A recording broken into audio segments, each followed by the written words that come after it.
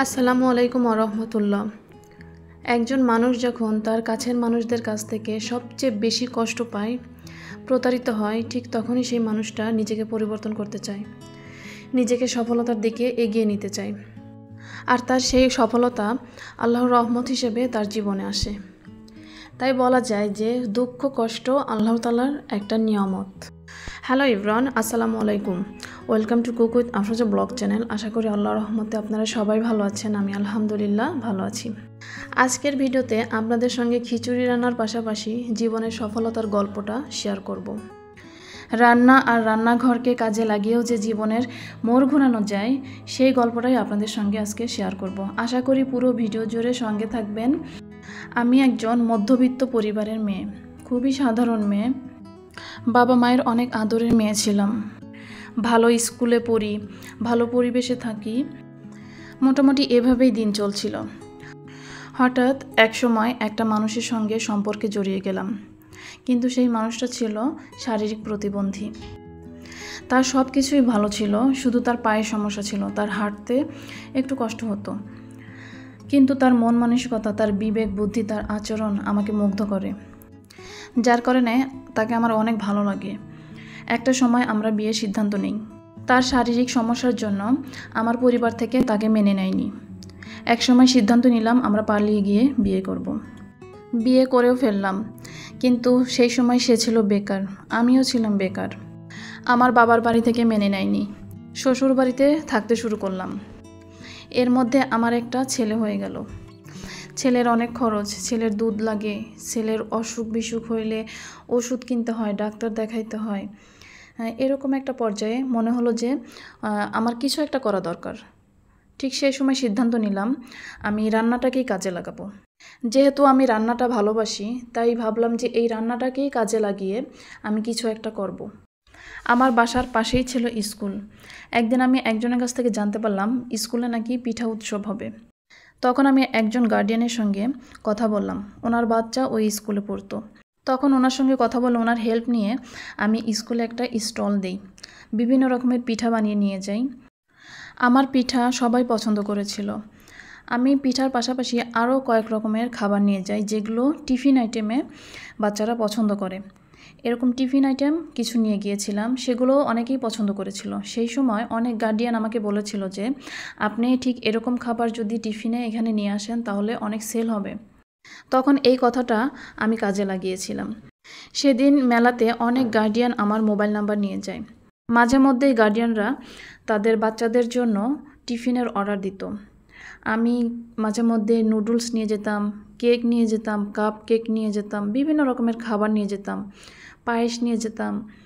তো এগুলো বাচ্চারা খুব পছন্দ করতো। টিফিন টাইমে এই খাবারগুলো বাচ্চারা অনেক পছন্দ করতো।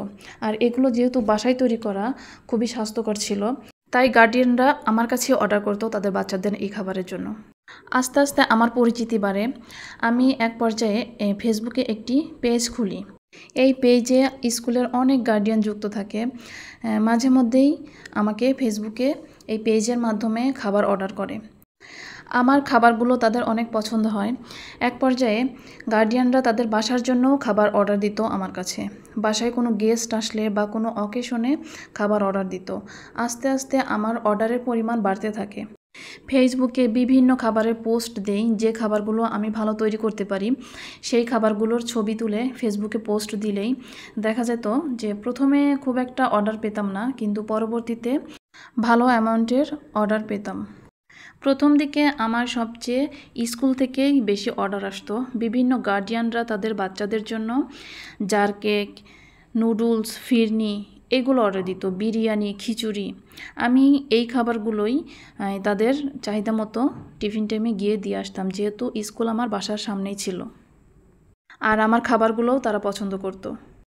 তারপরে তৈরি করলাম শুকনা জাতীয় খাবার, আর এইগুলোই আমি ফেসবুকে ছবি তুলে পোস্ট দিতে থাকলাম। এক পর্যায়ে আমার এই পোস্ট দেখে বিভিন্ন জায়গা থেকে অর্ডার আসে। ফেসবুক থেকে আমার বিভিন্ন রকমের আচার, শুকনা জাতীয় পিঠা, আরও বিভিন্ন খাবারের অর্ডার আসতে থাকে। আমি এগুলো কুরিয়ারের মাধ্যমে সেল করতে থাকি। এরকম চলতে চলতে একটা পর্যায়ে আমার সেলের পরিমাণ বাড়তে থাকলো।